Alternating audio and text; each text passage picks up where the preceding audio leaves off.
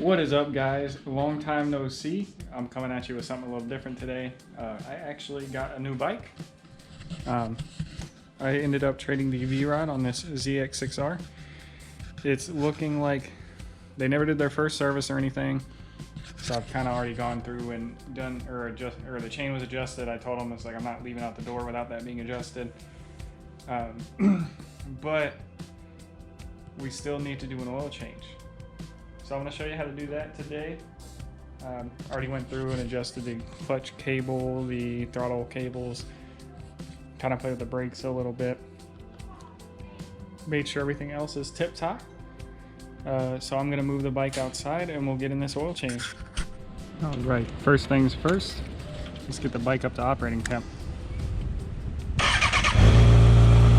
right, after letting it run for about probably 10 minutes or so just to get it warmed up, I'd let it sit for another 5 or 10 to just start draining everything to the bottom of the engine, or the oil pan, I mean. That way you can get out as much as possible, and then we'll go from there. All right, let's go over what you need. Kawasaki actually recommends either a synthetic or a normal conventional oil, 1040. Buy 4 quarts at, I think the capacity is about 3.5, give or take. I'll double check the owner's manual, which you can find online if you need to. An oil filter, which this is for 18 and below. I really hope they're the same. If not, then I'm gonna have to go back to the parts store. And then a 17mm socket or a wrench, whichever you prefer. A drain pan. And the only other thing, I don't have a flexible funnel, but they kind of give you a drain spout to drain your oil. You might need a filter wrench. I'm pretty sure it hasn't been changed since it was new, which is why I'm doing it today, even though I just bought it. But you might need an oil filter wrench to get that off. We'll find, since we're down here, here is your sight glass. It's kind of hard to see, but these don't have dipsticks, so you have to get the bike level and check it with it level. But once you crack your drain plug loose, you'll take that out. I already cracked it loose, so we'll just kind of get into it and hope I don't burn the shit out of myself, which is probably going to happen. Try not to make a mess because I don't want to have to clean it up. I might have to fish the drain plug out of the thing, find out. I have a swing arm stand somewhere to pick up the rear end and make this level and all that, but I don't feel like digging that out for this. The bike is high enough up. You'll feel a little quick, you'll know it's time to pull. It's starting to drip a little bit. There's that, and then you'll let that let it all drain out until you're ready to go. You can start trying to crack the oil filter loose. If you want it to drain faster, you'll pull off your cap, which we'll do that now.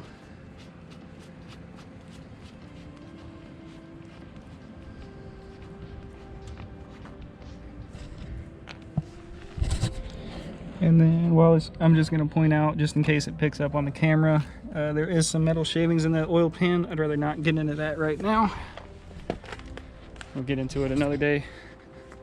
Happy days today.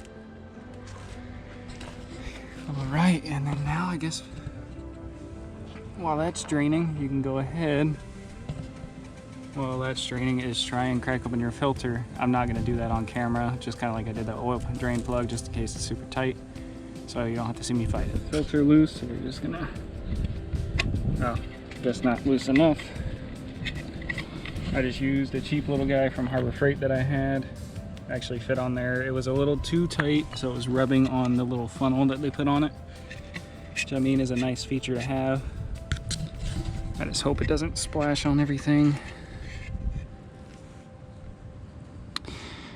So maybe you want to take your fairings off just to be safe. Like I said, I haven't done this yet. Looks like it's draining from here on the side behind the water pump, down the side of the block, and then down onto your fairings and some of these electrical connectors.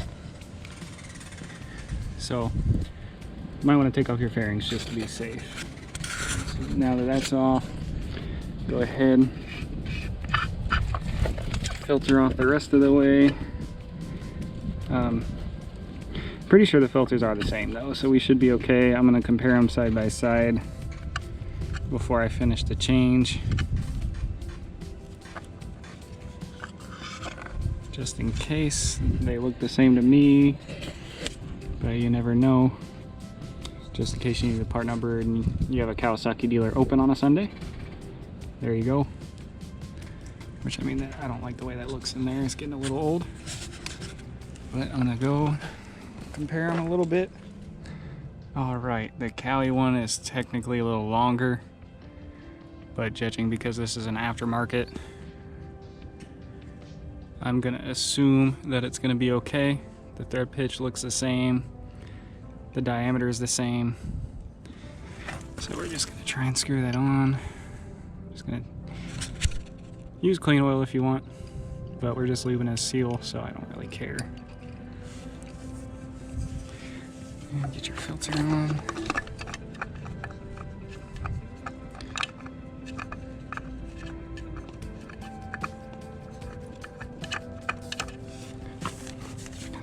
My hands.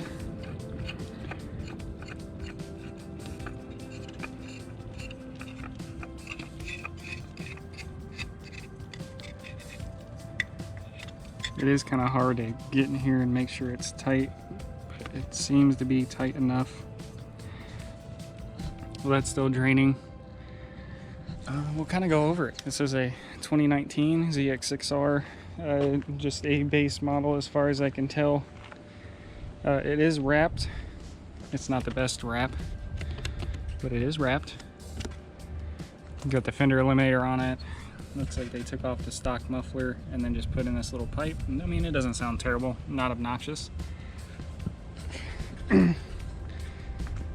And then they, along with the wrap, and they didn't wrap the front, they plasti dipped it, so all this is gonna come off anyway.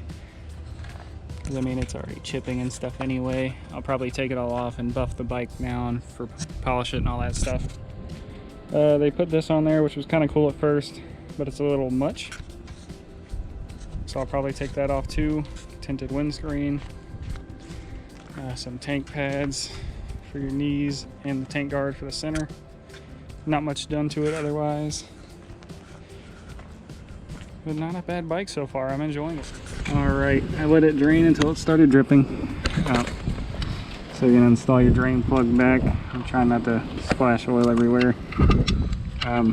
Sorry, I did clean off the other side as best as I could for now.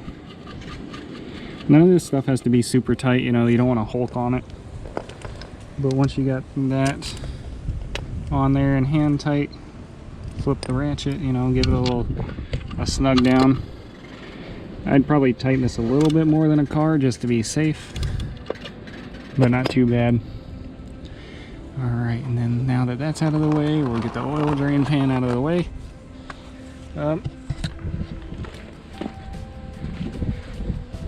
Probably gonna want a funnel to pour that in there. I'm gonna start by putting 3 quarts in. Once I do that, I'm going to either start and run it. Actually, I'm gonna look back at the owner's manual. Once I do that, we'll top it off the rest of the way. And then you're gonna wanna either get somebody to hold your bike so you can see the sight glass. You're gonna want it kind of in the center. Hold it steady, you know, not lean on the kickstand like it is now. And then once it's about centered, you should be good. You can run it for a while. Like I said, for about 5 minutes or so, maybe. Come back, let it sit again, and then you'll check it again. I went ahead and I already put 3 quarts in, cleaned up my funnel, all that good stuff. As you can kind of see. Nothing on the sight glass yet. I'm gonna go ahead and tip over the bike a little bit. It's kind of hard with one hand. Sorta. And then, so 3 quarts. Yeah, I mean, it looks good, but technically, put it back down. So I was looking at the owner's manual, and Kawasaki says 3 quarts if you don't change the filter, 3.3 if you do change the filter. I'm always going to change my filter just out of habit, some extra security for myself, you know, so I feel good about it. So I'm gonna put in a little bit more just to try and get it to where it needs to be, and so we're set after we run it.